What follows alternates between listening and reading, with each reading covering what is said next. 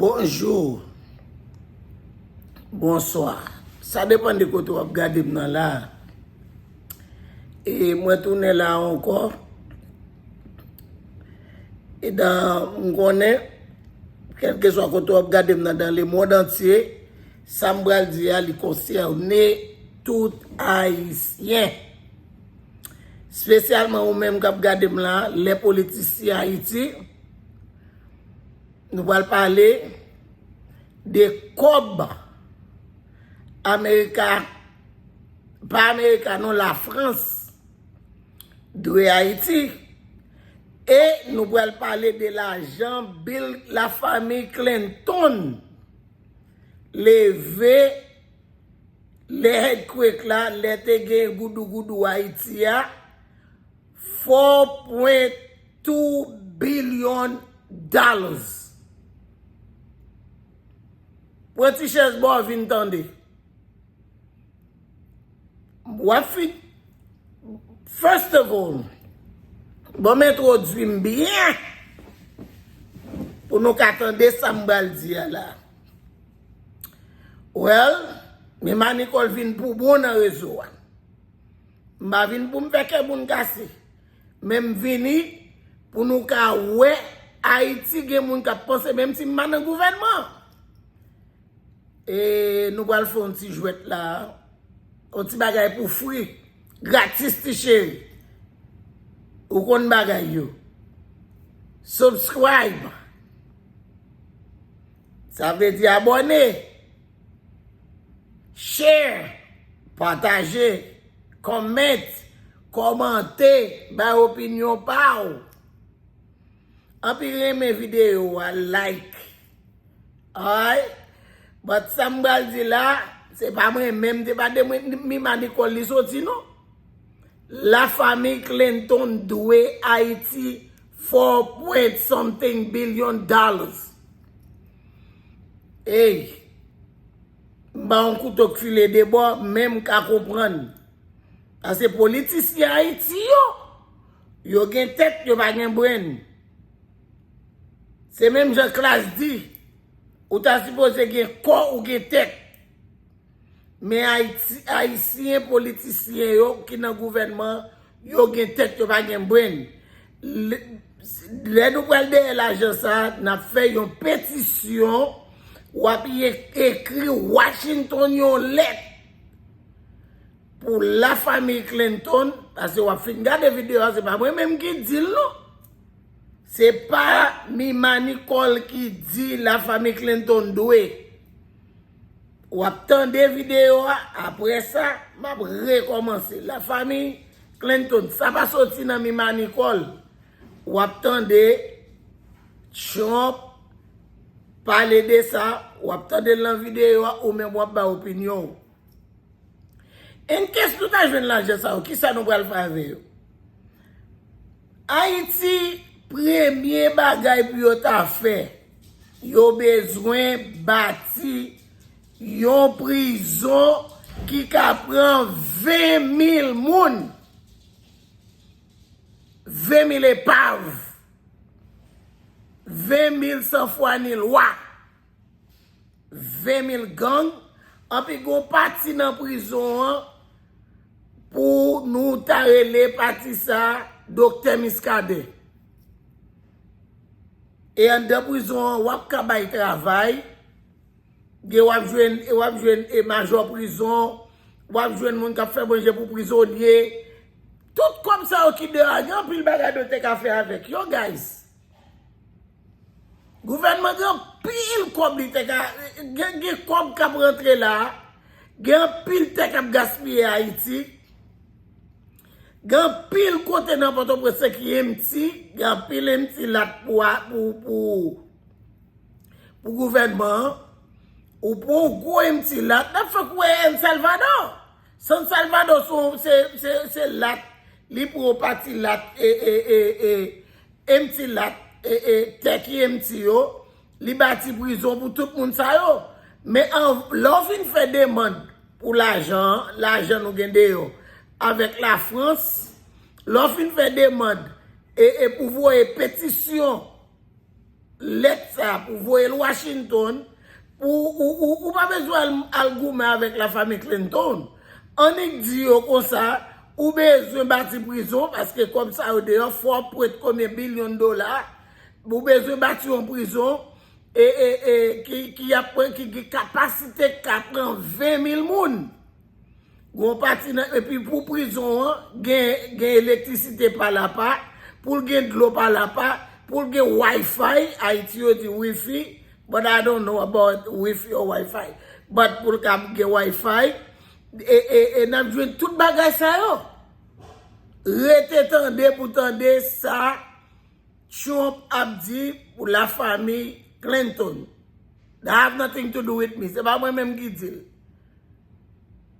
Faut na faux pétition c'est tout politicien d'Haïti yo là yo kou paquet et corps en tête n'a marché mais l'argent ça on au prend yo depuis qu'on y a là pour nous penser qui ça nous va faire avec l'argent depuis on rentré premier ça nous fait nous bâtir prison pour épave et puis on parti dans prison pour docteur Miscadin après le parti côté docteur Miscadin depuis pour mon entrer là pas sorti depuis pour fond bagay qui dépasse les bonnes flanquer la parti Miscadin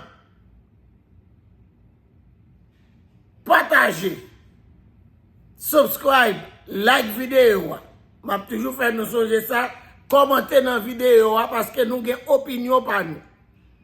Gouvernement qui là fait pétition, voyez chercher l'argent et la famille Clinton et en dehors l'argent mais la France qui doit Haïti pour nous joindre l'argent ça pour nous faire toute bagage ça. Et puis après ça on a commencé à asphalter route. Pendant qu'on a asphalté route là, on a fait l'école qui a un bon toilette. 4.302 billion dollars. That's a lot of money. Well, faire arriver dans les oreilles tété, faire arriver dans tous les réseaux sociaux, partager, simayer, m'avoyer, ou attendre, c'est pas dans bouche même sorti, ou attendre, m'a faux silence pour attendre côté Trump a parlé de l'argent ça la famille Clinton levé sous dos haïtien dans 12 janvier. So I'd like to ask you right now, why don't you give back the money that you've taken from certain countries that treat certain groups of people so horribly? Why don't you give back the money? I think it would be a great gesture because she takes a tremendous amount of money, and you take a look at the people of Haiti.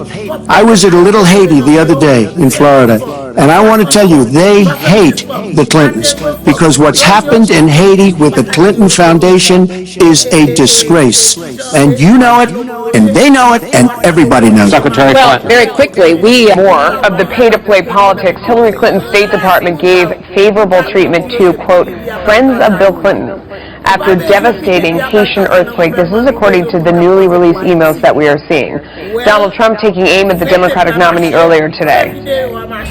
As people were dying in Haiti, Clinton insiders were separating out requests from friends of Bill or William Jefferson Clinton VIPs so that their business interests or contracts would receive very special treatment, while those who were not special friends would be put permanently on the sidelines. Here now is Bernard Sansariki's former president of the Haitian Senate. So I want to read to you the emails that we're talking about here, or at least some of them. It says, quote, you need to flag people who are friends of WJC. That's William Jefferson Clinton, of course. This is a senior State Department official who is juggling incoming offers to funnel assistance from the State Department over to these companies that were going to come in. And she says, most I could probably ID, but not all. This is an FOB with an exclamation point. An aide forwards a note later with a woman's offer for medical supplies. If she's not, she should go directly to CIDI.org. This is the, regular government website, the way other people would enter and make bids for these products. But if you were a friend of Bill, you could come in, and what we learned later was that they were not competitively bidding for contracts, that they were just given these contracts. And in some cases, there was outright fraud of these people who came in through the Clintons. What is your opinion of that, and what did that do to the Haitians that were so desperately in need of help? It has entirely crushed Haiti. In 2010, we had an earthquake that killed 315,000 people. That's really a deadly earthquake, and millions were left without shelter. President Obama named Bill Clinton as the one that should be in charge of the reconstruction of Haiti.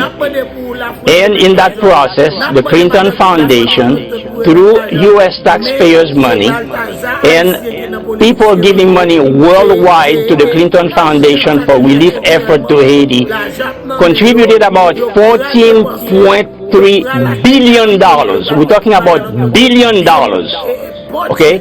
And the Haitian people has not seen not even 2% of that money. 2%. Nothing was done in Haiti. Yeah. No, and the New York Times has investigated this. Lots of other people have, and have found that it was donors to the Clinton Foundation that were then given these contracts, and they went Exactly. in. Yeah. Go ahead.